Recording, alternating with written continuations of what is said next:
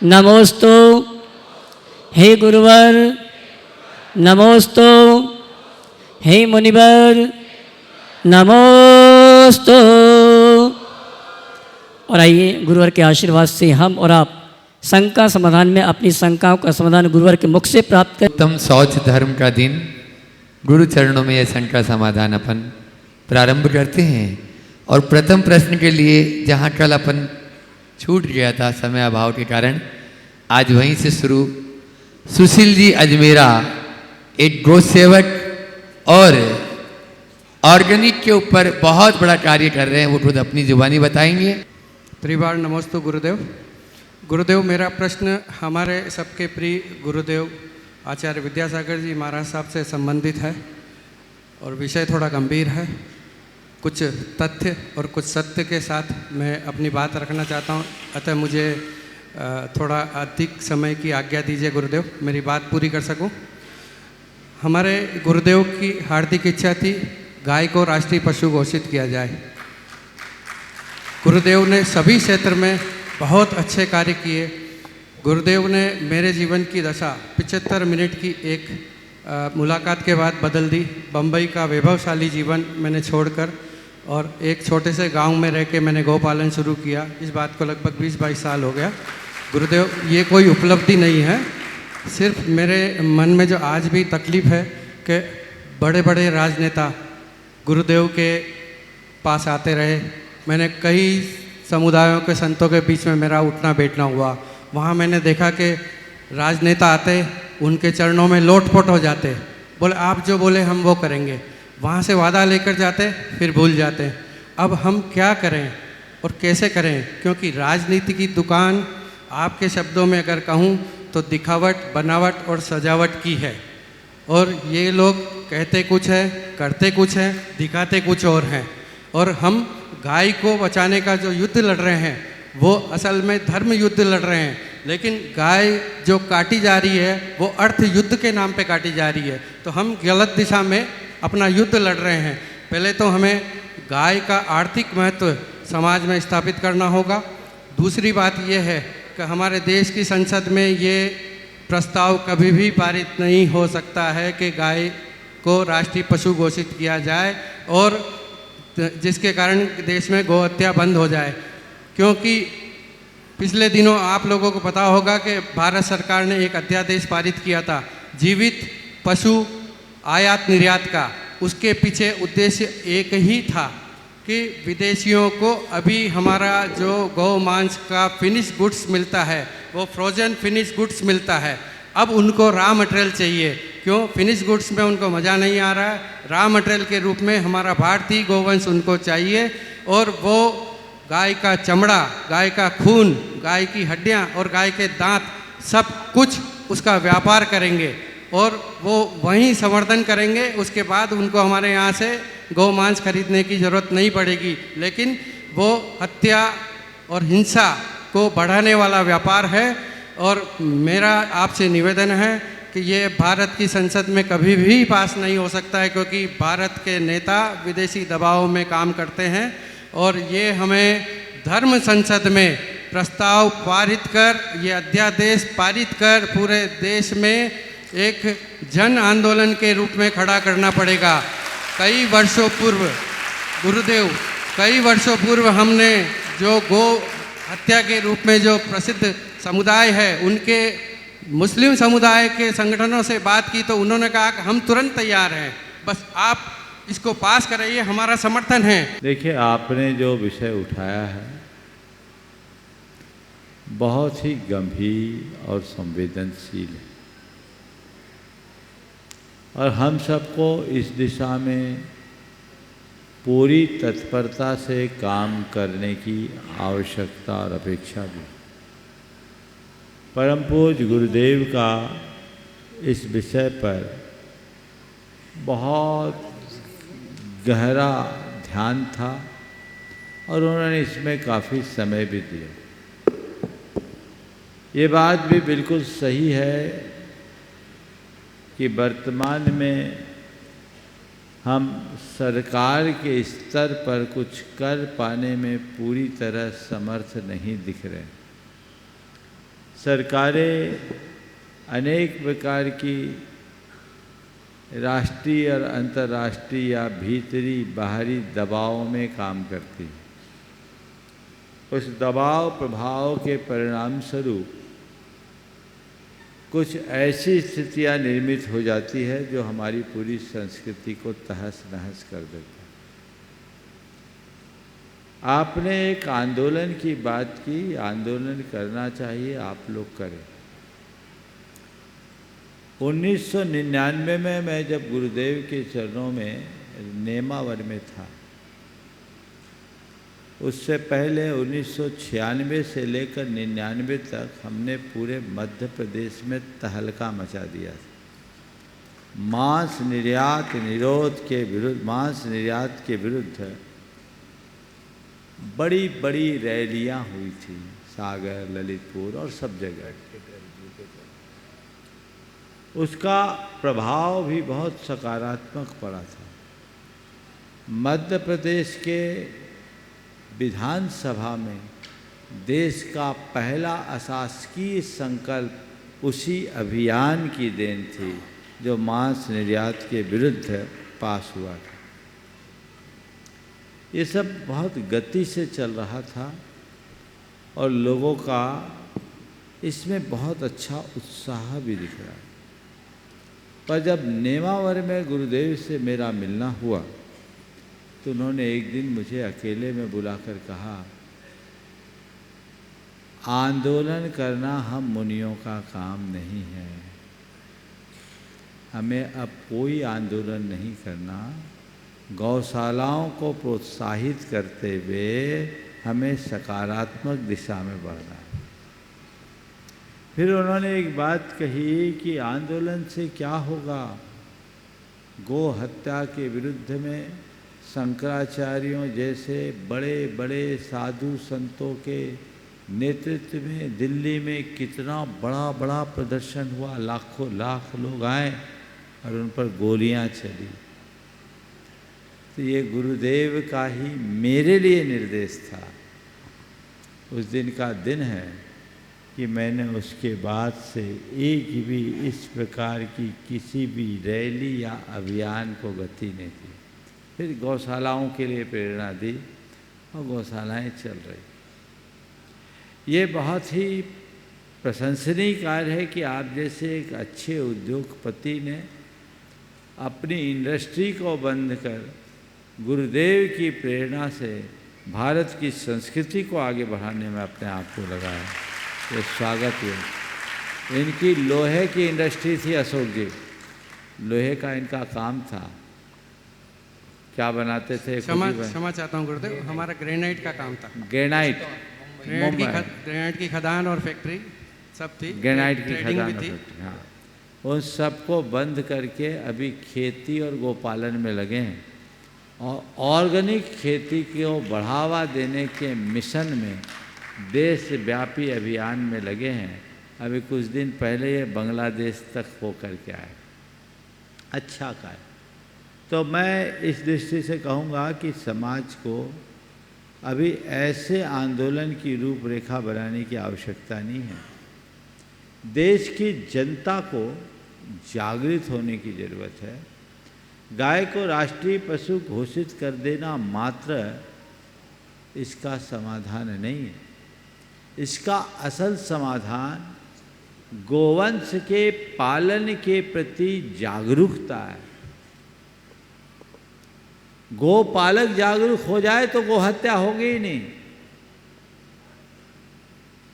गो हत्या के लिए बधिकों के पास गाय पहुंचती कहाँ से है? गोपालकों से ना।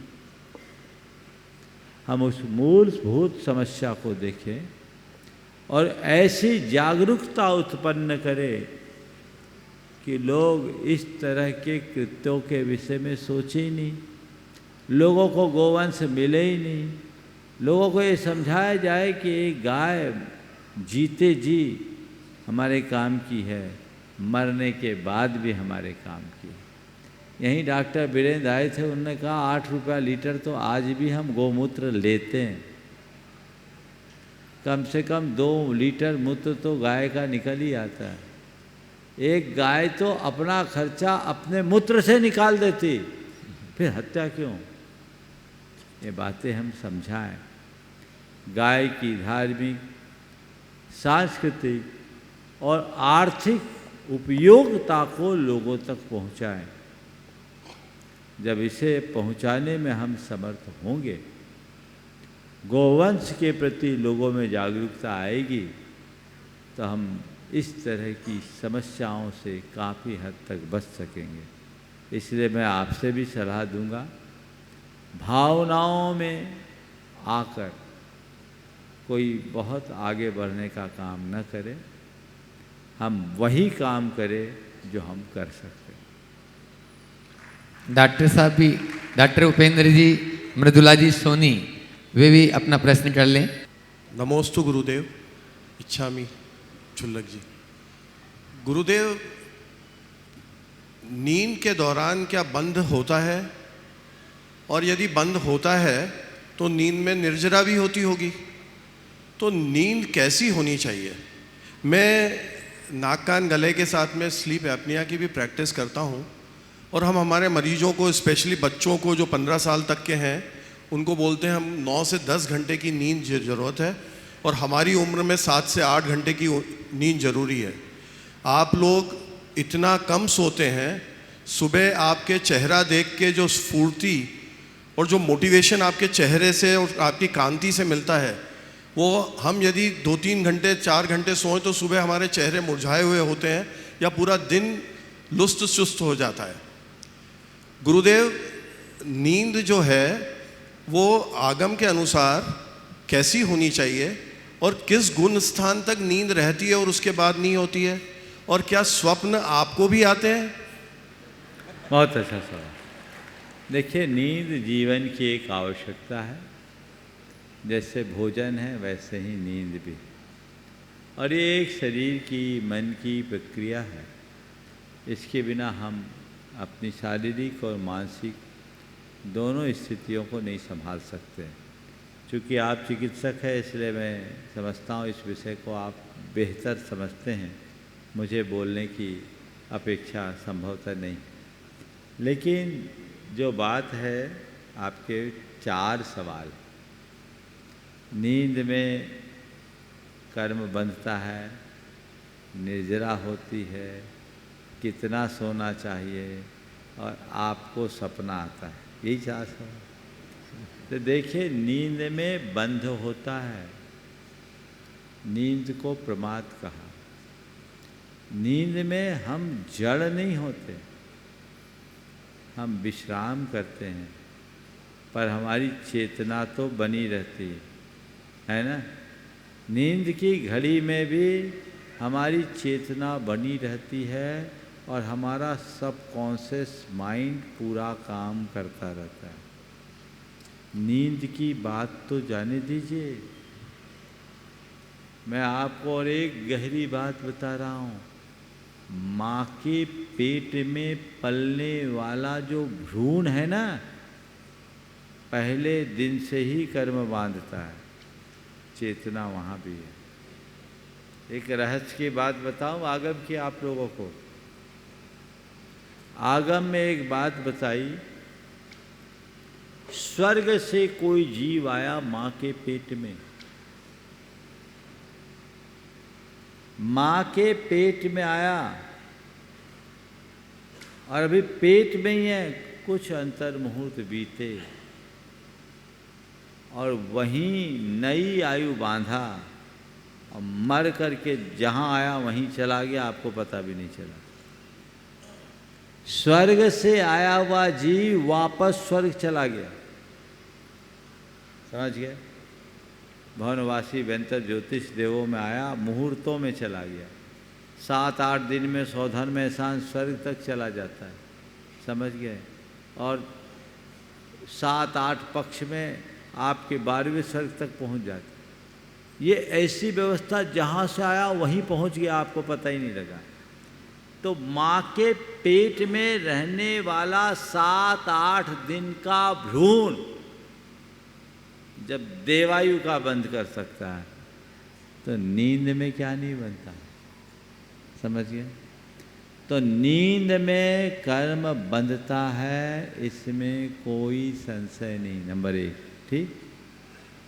दूसरी बात, आपने पूछा क्या नींद में निद्रा भी होती है? तो नींद में बंध अधिक होता है, निद्रा नहीं होती। स्वाभाविक निद्रा होती है, पुरुषार्थ मूलक निद्रा नहीं होती, क्योंकि नींद की घड़ी में हमारा अपना कोई पुरुषार्थ नहीं होता। सम्यक दर्शन की उपलब्धि होती तो उसके लिए कहा गया साकार जागृत उपयोग वाला होना। यानी कर्म पुरुषार्थ से करते हैं, पड़े पड़े नहीं। समझ रहे बात को? इसलिए नींद में निद्रा नहीं, बंद हो। और एक बात और बताऊं, उल्टा बंद ज़्यादा होता है, सीधा बंद कम। इसलिए दिन में तो सोना ही नहीं चाहिए, और रात्रि में जितना आवश्यक हो उतना विश्राम करना चाहिए।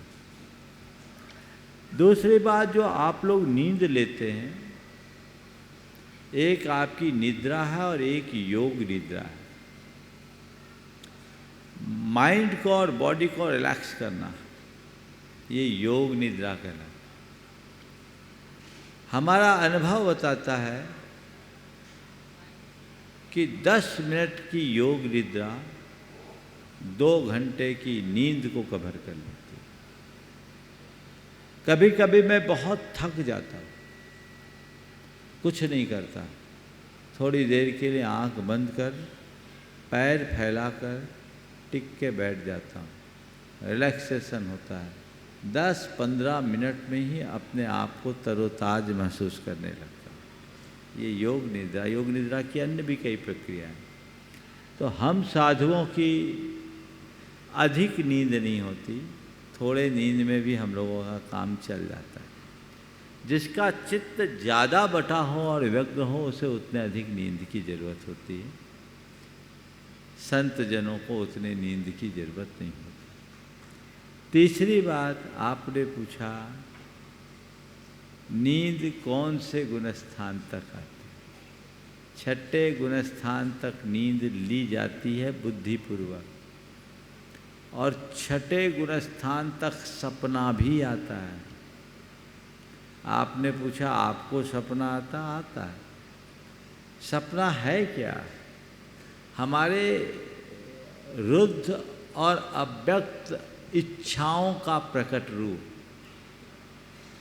जो रात्रि में सोते समय हमारे स्नायु तंत्र के संकुचित होने के परिणाम स्वरूप प्रकट होते हैं।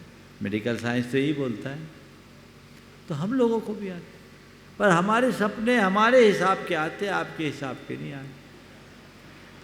जो जिस क्षेत्र में रहता है प्राय वैसे ही सपने आते हैं। तो सपने आ सकते हैं। और एक और रहस्य की बात बताऊं, बहुत अच्छा सवाल किया। अभी 7वां 8वां अध्याय जब पढ़ाएंगे तो एक कर्म आता है स्त्यान वृद्धि कर्म।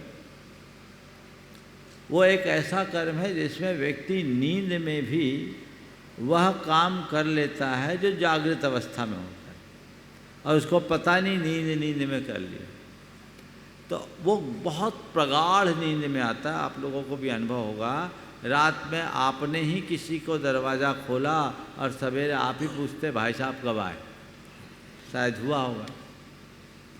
तो जब गुरुदेव हम लोगों को पढ़ा रहे थे, आगम में आया कि ये 6ठे गुणस्थान के मुनिराज तक को हो सकते।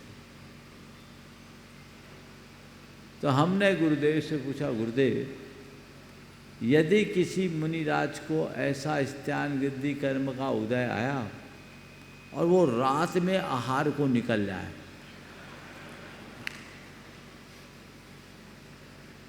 मुनि महाराज को सपना आया, स्त्यान वृद्धि कर्म है, वो रात में आहार को निकल गए। तो गुरुदेव ने क्या बोला मालूम? मान लो उसी समय किसी श्रावक को भी वही सपना आ गया और वो पड़गा लिया, दोनों का आहार भी हो सकता है।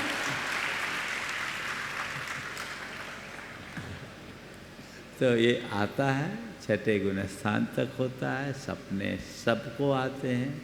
कुछ सपने हैं जो सहज रूप से आते हैं। आपका तो साइंस ही बोलता है कि सपने में माइंड रिफ्रेश होता है, होता है ना, आप लोग अपने हाथ में मोबाइल रखते हैं, हमने सुना है बीच बीच में आपका मोबाइल रिफ्रेश होता है ना, होता है, सारे जितने ऐप्स होते हैं रिफ्रेश होते हैं। तो ये माइंड को भी रिफ्रेश करना होता है, और वो रिफ्रेश नींद में होता है। पर कुछ सपने ऐसे होते हैं जो भावी सूचनाओं का संकेत देते हैं, वह केवल स्वस्थ व्यक्तियों को होता है, यदा कदा होता है, और उसे व्यक्ति भूलता नहीं। गुरुदेव, हाँ। साइंस के हिसाब से जो शिशु होते हैं उनकी ग्रोथ तो नींद में ही होती है, हाँ, क्योंकि उनके ग्रोथ हार्मोन नींद में सिक्रीट होते हैं शिशुओं में। बिल्कुल बिल्कुल ठीक बोल रहे हैं आप। इसलिए मैंने कहा कि उसमें कॉन्शियस है, बंद है। निर्जरा की बात मैंने नहीं की जी। निर्जरा पुरुषार्थ पूर्वक होती है, ये शरीर की ग्रोथ है, ये सहज प्रक्रिया, इसमें उनका अपना पुरुषार्थ नहीं। गुरुदेव, इंदौर में जो चिकित्सक हैं उनमें कई जैन चिकित्सक हैं और सबका इंदौर शहर में काफ़ी नाम भी है। हम लोग आपसे आशीर्वाद चाहते हैं कि 21 सितंबर को हम सभी डॉक्टर्स, जैन और नॉन जैन्स, आपके आशीर्वचन के लिए आना चाहते हैं। कृपया आशीर्वाद दें। बिल्कुल बना लीजिए। मेरे पास अलग से भी निवेदनार्थ आप लोग आए थे, कार्यक्रम की रूपरेखा बना के लाइए, फिर यहाँ औपचारिक रूप से उसे घोषित कर दिया जाएगा। चलिए आगे बढ़ा जाए। महावीर आसादी लोहाड़िया, शिरोमणि संरक्षक साथ में है मुन्ना जी पहाड़िया। मंच पर आसीन सभी मुनि महाराज, शुल्लक जी को यथायोग कोटि कोटि नमन। सबसे पहले धर्म प्रभावना समिति एवं इंदौर वासियों का हृदय से अभिनंदन करते हैं कि उन्होंने इतनी सुंदर भव्य आगवानी मुनि संघ की करी। महाराज जी, मेरा प्रश्न है, मैं एवं मुन्ना भाई विगत कई वर्षों से श्रावक संस्कार शिविर में भाग लेते हैं। उनके सुमधुर कंठों से भक्तिभाव से पूजन करते हैं। मैं भी तन्मयता के साथ प्रतिदिन शंका समाधान देखता हूँ, जो आत्मकल्याण के संदर्भ में आपके विचार प्रस्तुत होते हैं, उन्हें सरल शब्दों में लिखकर सोशल मीडिया के माध्यम से पोस्ट करता हूँ, जिससे सभी लोग लाभान्वित होते हैं। और बचपन से लेकर वृद्ध व्यक्ति भी हमसे आकर के कहते हैं कि आपकी ये जो चीज़ें हैं मैं ध्यान से पढ़ता हूँ। तो महाराज जी, हम दोनों की यही भावना है कि समक्ष श्रावकों का कल्याण हो। वे हम दोनों के किस पुण्य का उदय है एवं आगामी भाव कितना सार्थक होगा, कृपया समाधान करें। आगामी भाव कैसे सार्थक होगा, तो बस इतना ही कहूँगा, भगत बनने मात्र से सार्थक नहीं होगा, व्रती बनोगे तो सार्थक होगा। समझ गए? इसलिए भक्त तो आप बने हो, बहुत पुराने समय से जुड़े हो, अब लक्ष्य बनाओ व्रती बनने का, और अंत संलेखना के साथ करने का। यही भव का सार, भवस्य सारम किल व्रत धारणा। इसलिए सभी से मैं कहता हूँ, अव्रती बनकर नहीं जीना, व्रती बनकर ही शरीर छोड़ना है। ये लक्ष्य बनाइएगा तो जीवन का उद्धार होगा। सीहोर, और उसके बाद में सुमन जी जैन अहमदाबाद। गुरुदेव के चरणों में सादर नमन। नमोस्तु गुरुदेव। मेरी वर्षों से प्रतीक्षा थी, बहुत इच्छा थी, और कुछ समय पूर्व मैंने आपसे आशीर्वाद चाहा था कि मुझे श्रावक संस्कार शिविर में सहभागिता का अवसर प्राप्त हो, और आपने मुझे आशीर्वाद दिया था। और उस आशीर्वाद के फलस्वरूप मैं इस श्रावक संस्कार शिविर को बहुत अच्छे से संपन्न कर रहा हूँ, और अगर हमारी भाषा में कहूँ तो बहुत अच्छे से एंजॉय कर रहा हूँ। महाराज जी, यहाँ की व्यवस्थाएं बहुत ही अति उत्तम है। आपके माध्यम से एक चीज़ लोगों की जानकारी भी कहलवाना चाहता हूँ गुरुदेव, कि हम लोग इतनी अच्छी व्यवस्थाएं भोजन की चल रही हैं, इतना स्वादिष्ट भोजन मिल रहा है, सब कुछ अति उत्तम व्यवस्था है, परंतु हमारी समाज में लाइन का कल्चर आज तक नहीं आ पाया कि वो क्यों लगा के हम लोग काम क्यों नहीं करते। मैं महाराज जी रोटरी क्लब का असिस्टेंट गवर्नर तो रह चुका हूँ, वहाँ भी 1-1 हज़ार लोग भोजन करते हैं, लेकिन करते सब लाइन से हैं। तो आपके माध्यम से ऐसी हमको प्रेरणा मिले। और एक आशीर्वाद और गुरुदेव, बहुत वर्षों से मेरी इच्छा है, एक इच्छा आपके आशीर्वाद से पूरी हो गई, वो दूसरी भी आप पुनः आशीर्वाद दें कि एक मंडल के रूप में मैं सिद्ध चक्र मंडल विधान के रूप में सिद्धों की आराधना कर सकूं। ऐसा मेरी विनंती है, ऐसा मेरा निवेदन है गुरुदेव। देखिए, बहुत अच्छी बात कही। आपकी एक भावना पूरी हुई, दूसरी भावना का भी आवेदन तो आपने कर ही दिया है, पूरी हो जाए आशीर्वाद। आपने बहुत अच्छी बात। हम लोगों में एक बहुत बड़ी कमी है, कहने को जैन समाज एक प्रबुद्ध समाज मानी जाती है, सभी बुद्धिजीवी हैं, लेकिन डिसिप्लिन के माध्यम में बहुत पीछे। सेल्फ डिसिप्लिन दिखता ही नहीं, सब जगह धक्का प्लेट होता है। ये थोड़ा हम लोगों को सीखना चाहिए। क्यों नहीं हम लाइन में लग सकते? और यही व्यक्ति जब किसी दूसरे ऑर्गेनाइजेशन से जुड़े होते वहाँ जाते, आपने बोला लायंस क्लब का मैं डिप्टी असिस्टेंट गवर्नर है, लायंस क्लब रोटरी में जैन तो भरे पड़े, तो वहाँ जा कर के तुम वही डिसिप्लिन पालोगे, यहाँ इसका क्या कारण है? मुझे दिखता है कि हमने यहाँ अपना कोई नियम ही नहीं बनाया। जी महाराज, अनुशासन तोड़ना ही हमारा नियम बन गया है।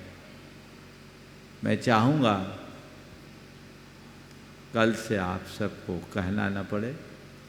सभा में भी आप लोग बैठते तो बेतरतीब बैठते, कल से ऐसा बोलने का अवसर ना आए, ये आपको सुनिश्चित करना खुद की बात।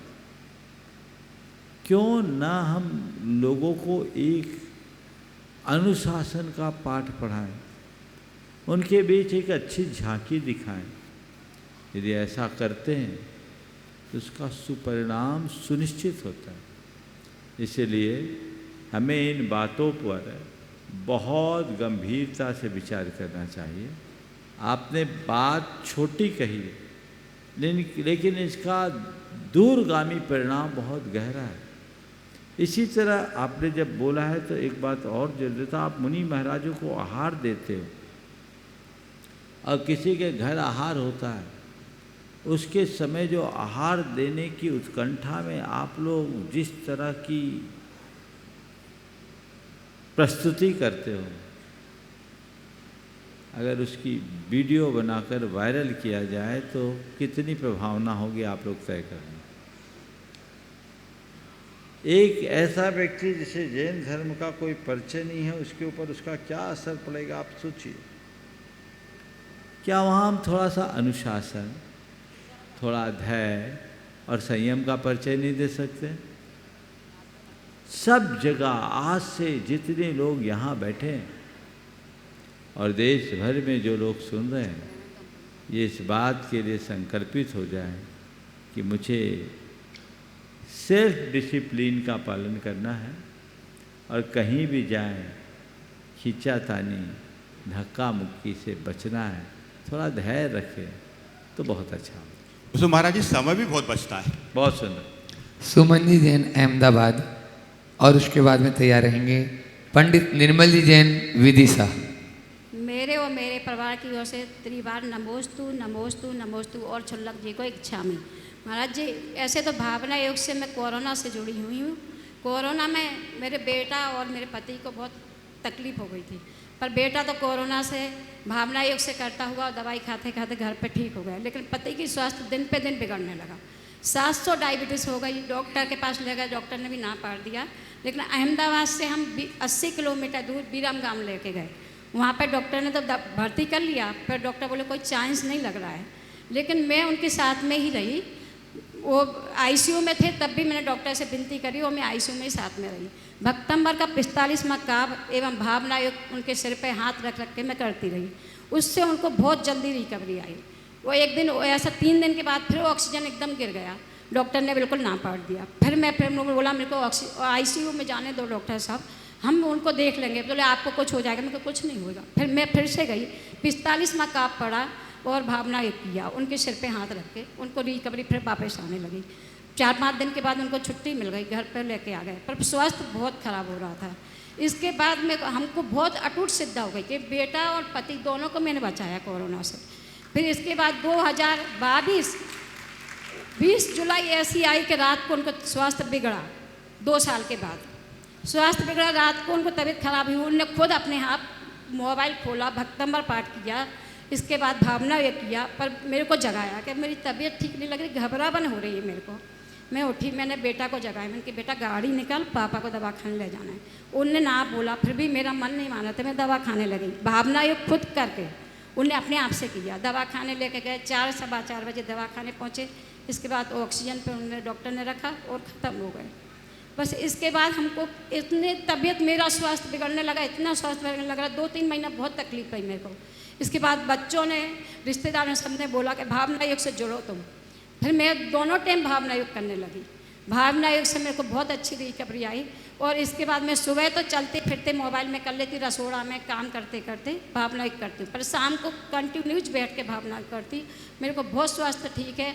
मेरे को भी बहुत तकलीफ हो गई थी, गले में भी बहुत दुखता था, लेकिन मैं डॉक्टर के पास लेकर नहीं गई, दिखाने नहीं गई, पर भावना योग से मेरे को बहुत अच्छा है। बहुत सुंदर। देखिए, ऐसा अनुभव एक नहीं, हजारों लोगों का है। आए दिन लोग अपने अपने अनुभव बताते हैं। अभी प्रमाणिक समूह के पास कम से कम 500 लोगों के अनुभव तो रिकॉर्डेड है। आप सबसे मैं कहूँगा, अपने अनुभवों को साझा कीजिए, स्वयं भावना योग कीजिए, औरों को भावना योग करने की प्रेरणा दीजिए, ताकि हम पूरे समाज को एक स्वस्थ समाज बनाने में अपना योगदान दे। पंडित निर्मल जी जैन विदिशा, और उसके बाद में तैयार रहेंगी अर्चना जी रावत और पूरा परिवार। मंच पर विराजीन मेरे गुरुवर को बारंबार कोटि सा नमस्तु, और ढायत में विराजमान 3 कमनौन राजाओं के चरणारविंद में हमारा बारंबार नमस्कार। गुरु न तराजू तुलु सके, गुरु ना मीटर आए, गुरु तो हृदय में वसे, श्रद्धा सुमन चढ़ाए। भगवान, मेरा प्रश्न है कि आचार्य भगवान जब से समाधिस्थ हुए हैं, तब से उनके अन्य देश के अनेक स्थानों पर प्रतिमाएं स्थापित होने की पहल हो रही है।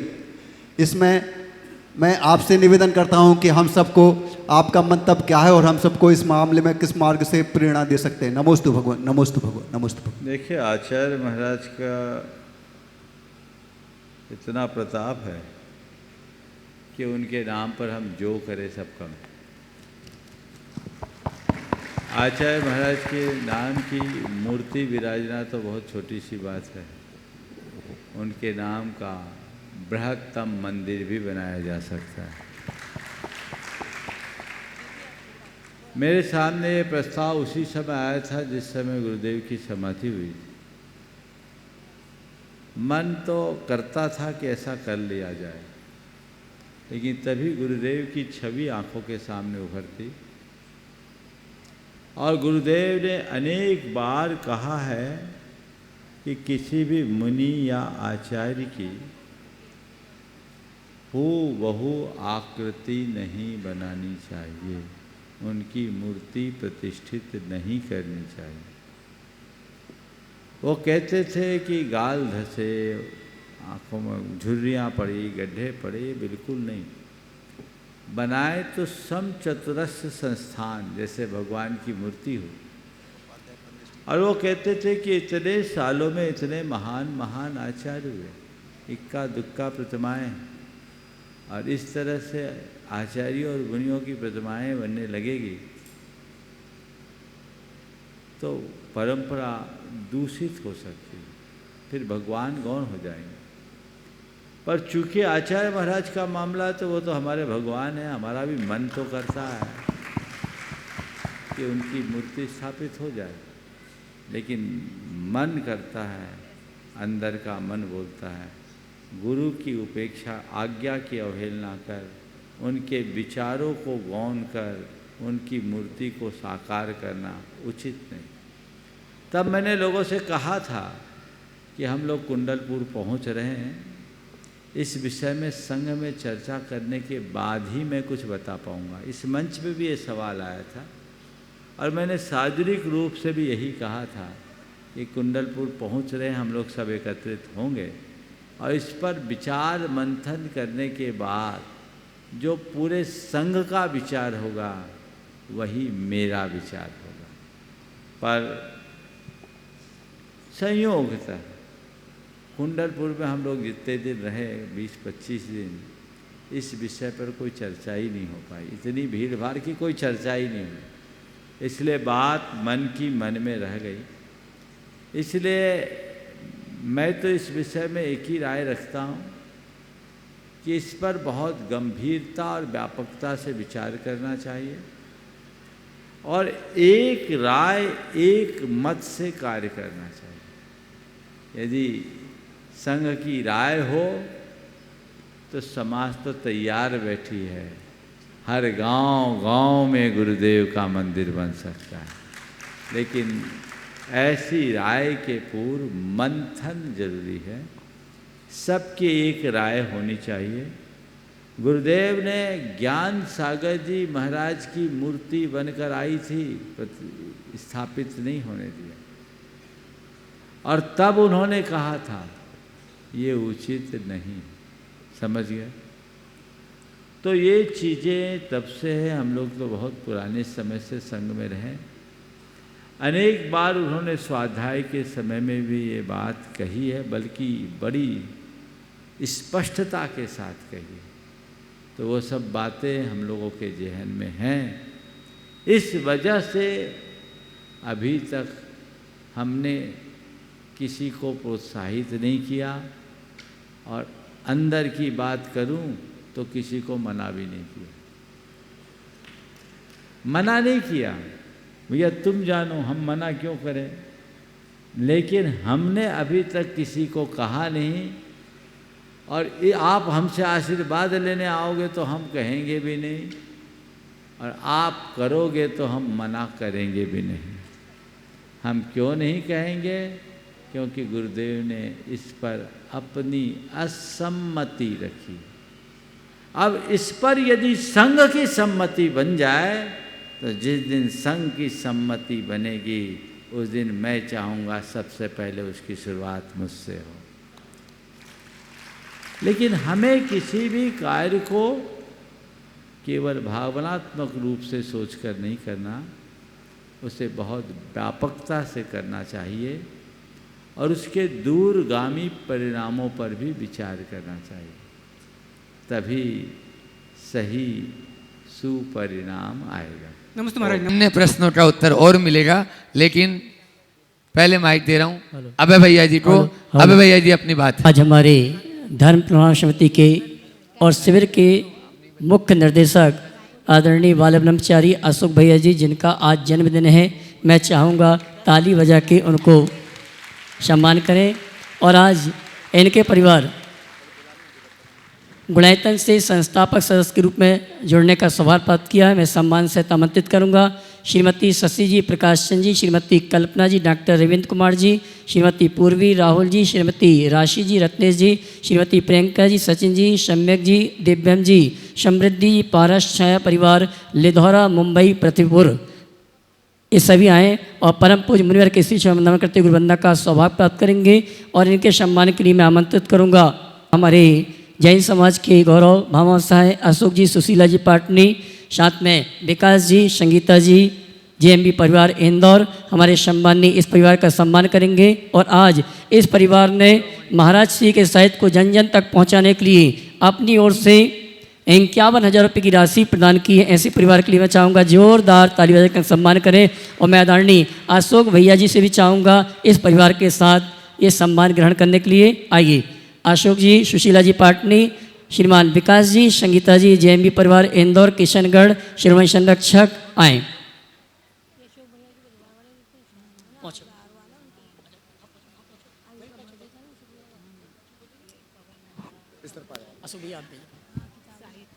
आपकी तालियां बजना चाहिए।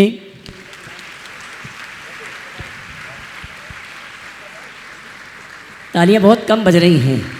जो पूरे कार्यक्रम का निर्देशन कर रहे हैं ऐसे आदरणीय अशोक भैया जी का जन्मदिन है और आपकी तालियां। जैन समाज के गौरव भामाशाह हमारे आदरणीय अशोक भैया जी उनके परिवार का सम्मान कर रहे हैं, जिन्होंने आज अपने परिवार को गुणायतन ट्रस्टी के रूप में जुड़ने का अवसर प्रदान किया। और साथ ही परम पूज्य मुनिवर के साहित्य को जन जन तक पहुंचाने के लिए इस परिवार ने सहयोग प्रदान किया। 11 सेट अपनी ओर से विभिन्न जिलों में पहुंचाने के लिए 51,000 रुपये की राशि देने की घोषणा की है। बहुत बहुत धन्यवाद। अशोक भैया जी को आमंत्रित करूंगा विधान की जानकारी के लिए। आइएगा बंधुओं, श्रावक संस्कार शिविर के इस साधना के मेले को आप देख रहे हैं, जहाँ पर भक्ति का सैलाब भी है और साधना का सैलाब भी आप एक साथ यहाँ पर देख रहे हैं। लेकिन एक ऐसा अवसर भी आपके सामने आ रहा है जहाँ पर भक्तों की रंग बिरंगी भीड़ दिखाई देगी। आप देख सकेंगे इसे 7 नवंबर से 15 नवंबर तक, जब इंदौर महानगर में एक इतिहास लिखा जाएगा 108 मंडली सिद्धचक महामंडल विधान के माध्यम से। संस्कृत भाषा का वह सिद्धचक महामंडल विधान जिसमें महाराज श्री का संपूर्ण समय चरण सानिध्य हमें प्राप्त होता है। इतना ही नहीं, महाराज श्री के मुखारविंद से उस विधान के संपूर्ण मंत्रोच्चार होते हैं। उनके मुखारविंद से निकले एक एक बीजाक्षर हमारे कर्णों में पड़ते हैं। हम अपने हाथों में द्रव्य सामग्री लेकर के प्रभु चरणों में समर्पित करते हैं। और वह सामान्य विधान नहीं, सामान्य विधान में वह द्रव्य सामग्री एक बार चढ़ाई जाती है, लेकिन संस्कृत के विधान में एक एक सामग्री को 9 बार समर्पित किया जाता है। ये सौभाग्य आपके इंदौर महानगर में आपके लिए प्राप्त हो रहा है। और साथ ही इससे भी बड़ा सौभाग्य, इतिहास का पहला हस्ताक्षर इंदौर महानगर में होगा, जब सिद्धों की आराधना के बाद 108 मंडली सिद्धचक महामंडल विधान के बाद 108 रथ यात्राएं आपके भव्य नगर में यहां पर निकलेंगी। उन पर चांदी के चैत्यालय होंगे, उनमें जिनबिंब विराजमान होंगे। तो ये सौभाग्य आपके लिए प्राप्त होगा। बंधुओं, महाराज श्री की उदारता देखिएगा। जब इस विधान की घोषणा की गई थी तब आपके परिवार के 8 सदस्यों के लिए मौका था भक्ति करने के लिए, लेकिन महाराज श्री के आशीर्वाद की छांव विस्तृत हुई और उस विस्तृत छांव में आपके परिवार के 12 सदस्यों के लिए यह मौका मिला। और देखते देखते, आपके सोचते सोचते, आपके विचार करते करते 108 मंडल सुनिश्चित हो चुके हैं। तो एक बार जोरदार करतल ध्वनि उन सभी पुण्यार्जकों के लिए। लेकिन मौका अभी भी आपके हाथों में है। हम सारी टिकट्स क्लियर होने के बाद भी वेटिंग टिकट लेते हैं और इस आस में रहते हैं कि मेरी टिकट निश्चितम रूप में क्लियर होगी, कंफर्म होगी। और आपको कंफर्म टिकट मिलती भी है कई बार, क्योंकि जब दूसरे की टिकट कैंसिल होती है तो वेटिंग वालों की लिस्ट अपने आप आगे बढ़ जाती है। तो आप अभी भी पुण्यार्जन प्राप्त कर सकते हैं। आप अपने परिवार के नाम को लिखा करके आप पुण्यार्जन करिएगा। भले ही वेटिंग लिस्ट में आएगा, पता नहीं किसकी टिकट कैंसिल होगी और आपकी पुण्य उछाल मारेगा और आपकी टिकट क्लियर होकर के सौभाग्य आपके हाथों में मिलेगा। समिति की ओर से 3,51,000 रुपए की राशि सुनिश्चित की गई है एक मंडल के लिए। उसमें आपके 12 सदस्य होंगे, हथकरघा के 2 जोड़ी वस्त्र होंगे, द्रव्य सामग्री, आवास और भोजन की व्यवस्था। लेकिन एक बड़े समाज जन के लिए कल घोषणा जैसे कि थी, बहुत लोगों की बार बार मांग आ रही थी कि हमारे लिए क्या है, हमारे लिए क्या है। क्योंकि जो राशि घोषित की थी तो वो राशि आपके हिसाब से आपको थोड़ी सी अनुकूल नहीं हो रही थी। धर्म समिति, चातुर्मास समिति की उदारता, महाराज श्री का आशीर्वाद कि पहले ये भावना थी कि सिर्फ 108 जोड़े इंद्रदानी के रूप में वहां पर बैठे, लेकिन इंदौर महानगर और आप लोगों की बार बार महाराज श्री के चरणों में की गई प्रार्थना का ये असर है कि अब महाराज श्री की भावना विस्तृत हुई। उनके मन में शायद आया कि एक शून्य और बढ़ा दिया जाए बीच का, और हो सकता है ये 108 की संख्या 1008 इंद्राणी के जोड़े के रूप में परिवर्तित हो जाए। और इसीलिए कल घोषणा आपके बीच की गई थी कि मात्र 21,000 रुपए की राशि में आप इंद्राणी बनकर के सौभाग्य प्राप्त कर सकेंगे। लेकिन ये अवसर इंदौर महानगर में निवास करने वालों के लिए है, क्योंकि आप अपने घर पर रहेंगे तो इतने 1000 जोड़ों के लिए आवास की कोई व्यवस्था नहीं करना होगी। तो आप ये सौभाग्य प्राप्त करें। और जैसे ही कल घोषणा की थी, कल से ही जो पदाधिकारी हैं उनके मोबाइल नंबर लगातार बज रहे हैं। अभय भैया जी के पास भी, हमारे पास भी मैसेज आ रहे हैं कि आप मेरा लिखा दीजिए, मेरा लिखा दीजिए। लेकिन मैंने कहा समिति ने यह सुनिश्चित किया है, चाहे बड़े मंडल हों, चाहे इंद्राणी हों, जिनकी राशि पहले जमा हो जाएगी उनका मंडल निश्चित माना जाएगा और उनके इंद्राणी की जोड़ी भी निश्चित मानी जाएगी। इसलिए आप अपनी राशियां जमा कराइएगा। बहुत सारे मंडलों की राशियां जमा भी हो चुकी हैं, आपका मंडल सुनिश्चित होगा।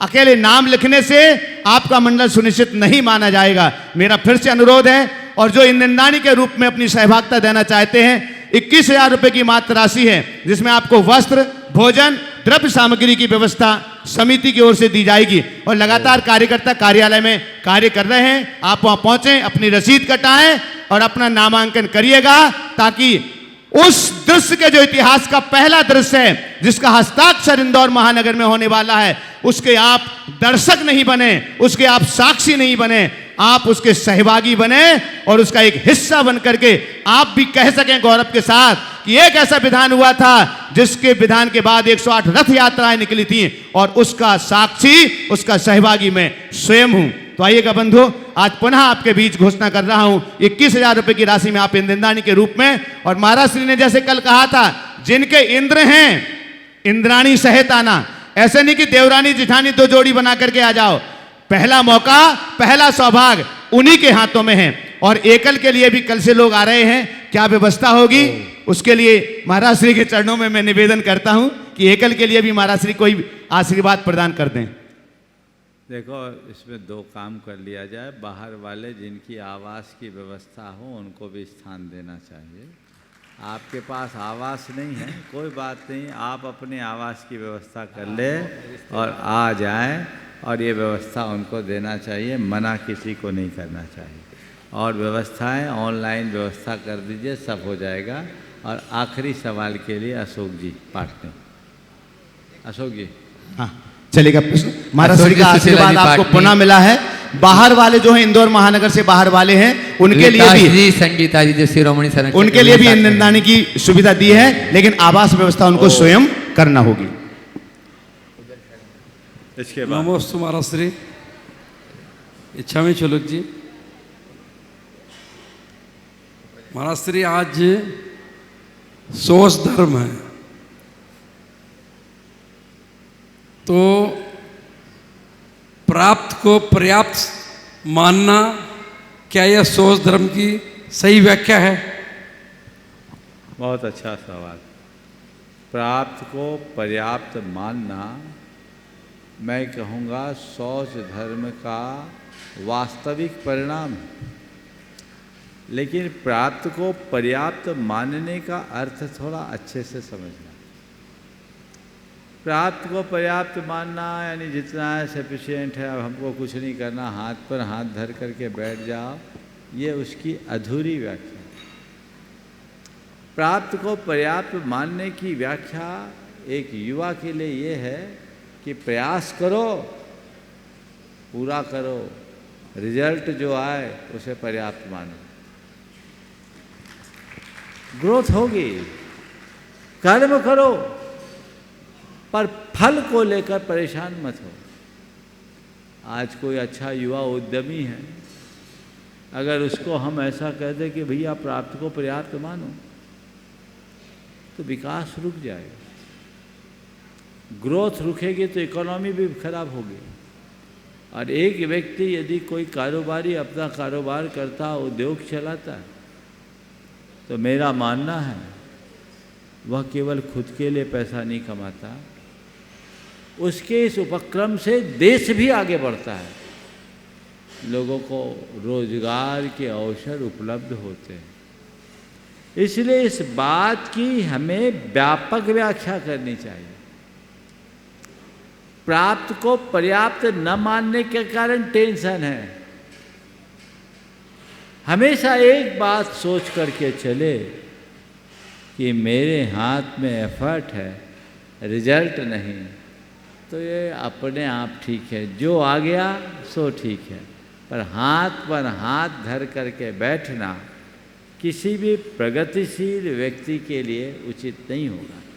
लेकिन एक सीमा में जाने के बाद उससे भी ऊपर उठना है।